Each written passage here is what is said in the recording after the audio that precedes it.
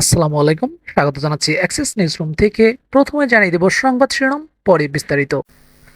আওয়ামী লীগ নিষিদ্ধ ও নিবন্ধন বাতিল হবে কিনা জানা গেল।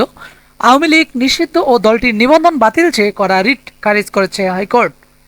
আজ রবিবার বিচারপতি A.K.M. আসাদুজ্জামান ও বিচারপতি মোহাম্মদ মাহবুব উল ইসলামের হাইকোর্ট বেঞ্চে শুনানির সময় রিটটি সরাসরি খারিজ করে দেওয়া হয়।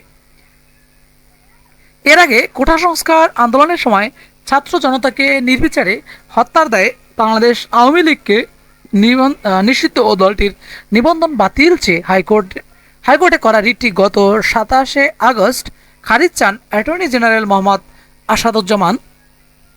ওই দিন হাইকোর্ট বেঞ্চে আবেদনের সময় ওপর শুনানিতে এমন আর্জি জানান অ্যাটর্নি জেনারেল। এরপর আদালত 1 সেপ্টেম্বর পর্যন্ত শুনানি মুলতবি করেছিল।